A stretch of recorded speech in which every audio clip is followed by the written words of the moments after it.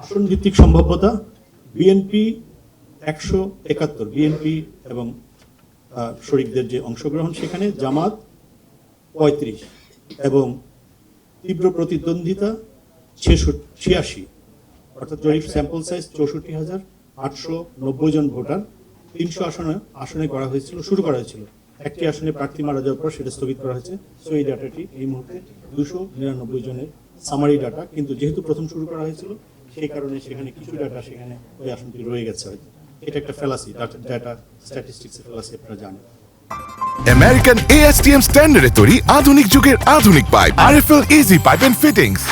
Voter অংশগ্রহণের মনোভাব যেটি আজকে সবচেয়ে বেশি ইম্পর্টেন্ট। আগামীকাল কত % মানুষ ভোট দিতে পারবে? আমাদের স্যাম্পল যেটা বলছে সেটা হচ্ছে 81.06% আগামীকাল 12 ফেব্রুয়ারির ঐতিহাসিক ত্রয়োদশ নির্বাচনে অংশগ্রহণের তথ্য আমরা পেয়েছি এই জরিপে। অনাগ্রহী, ভোট না দেওয়ার উপর আগ্রহ, সেটি 9.06%, এবং সিদ্ধান্তহীন 10 তারিখ পর্যন্ত সিদ্ধান্তহীনের সংখ্যা ছিল 8.8%। 81% ভোট দেওয়ার সম্ভাব্যতা বেশি, আর সিদ্ধান্তহীন 8.8% এবং অনাগ্রহী 9%। ওকে, জাতীয় পর্যায়ে ভোট প্রবণতা, কে কাকে কত %, কোন পার্টিকে অথবা জোটকে পছন্দ করছে?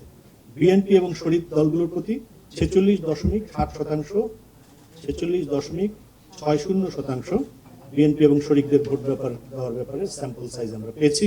জামাত এনসিপি জোট এবং জামাত এনসিপি জোট 11 দলীয় জোটের ব্যাপারে 32.56% আগ্রহ প্রকাশ করেছেন এই জরিপে। অর্থাৎ বিএনপি ও শরিক 46.60, জামাত ও এনসিপি জোট অর্থাৎ 11 দলীয় জোট 32.56%।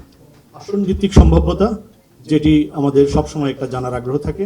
আমরা আজকে কতটুকু অ্যাকুরেট হবো জানি না, কিন্তু একদিন আমরা 100% অ্যাকুরেট হওয়ার জন্য কাজ করে যাব রিপাবলিক গঠনে, যাতে সবাই আমরা আমাদের মতামত সবসময় আগে পরে অব্যাহত রাখতে পারি। বিএনপি 171, বিএনপি এবং শরিকদের যে অংশগ্রহণ সেখানে জামাত 35 এবং তীব্র প্রতিদ্বন্দ্বিতা 86, অর্থাৎ 171 বিএনপি জামাত 35 আসন, তীব্র প্রতিদ্বন্দ্বিতা 86। এই তীব্র প্রতিদ্বন্দ্বিতা 86 হচ্ছে ব্যবধান ±10%। এই 10%কে আমরা মার্জিন করেছি যে এখানে যে কেউ জিততে পারে, সেই সংখ্যাটি হচ্ছে 86, আর স্বতন্ত্র এবং অন্যান্য হচ্ছে 7। এই হচ্ছে 299 আসনের সম্ভাব্যতা। বিএনপি সংক্ষেপে বললে বিএনপি 171, জামাত জোট 35, স্বতন্ত্র এবং অন্যান্য 7, তীব্র প্রতিদ্বন্দ্বিতা যেটি 86, অনেক বড় সংখ্যা। আর সম্ভাব্য যে জাতীয় চিত্রকল্প, বিএনপি জোটের সম্ভাব্য আসন এখানে 5% ফ্ল্যাকচুয়েশনের ভিত্তিতে 171 থেকে 222, আর জামাত 11 দলীয় জোটের সম্ভাব্য আসন 40 থেকে 60। আমরা ফ্ল্যাকচুয়েশন রেটকে আরেকটু কমিয়ে এনে যেটাকে করা হয়েছে। এই হচ্ছে আর মূল পর্যবেক্ষণ। সর্বশেষ এই নির্বাচনে আমাদের সামারির সবচেয়ে বড় যে অবজারভেশনগুলো, সেটি হচ্ছে উচ্চ ভোটার উপস্থিতির সম্ভাবনা। 2, নির্বাচনে তুলনামূলক সমান প্রতিযোগিতার পরিবেশ, বড় অংশের আসনে স্পষ্ট লিড, 86 আসনে প্রতিদ্বন্দ্বিতাপূর্ণ যে চিত্র, এবং আপনারা জানেন প্রতিদ্বন্দ্বিতা বেশি যেখানে থাকে সেখানে নানা রকমের প্রীতিকর অপ্রীতিকর ঘটনার সম্ভাবনা থাকে। আমরা এই তথ্যটি আমাদের বিভিন্ন অ্যানালিসিসে এসে আপনারাও দেখতে পারেন। নির্বাচন পরবর্তী পরিস্থিতি নিয়ে জনগণের মধ্যে আংশিক সংশয় অথবা আংশিক সংশয়, নির্বাচন এবং এর মধ্যে অনেক ধরনের আশঙ্কা ইত্যাদি থাকে, আর বিস্তারিত বলা গেল না।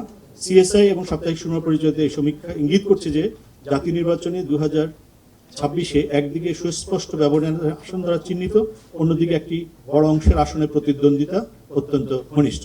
ভোটার অংশগ্রহণের উচ্চ প্রবণতা এবং প্রশাসনিক নিরপেক্ষতার উপলব্ধি নির্বাচনের গ্রহণযোগ্যতার পক্ষে ইতিবাচক বার্তা বহন করছে। তবে চূড়ান্ত ফলাফল নির্ধারিত হবে ভোটের দিন উপস্থিতি, প্রতিদ্বন্দ্বিতাপূর্ণ আসনগুলোর গতিশীলতা এবং নির্বাচন পরবর্তী রাজনৈতিক ব্যবস্থার উপর।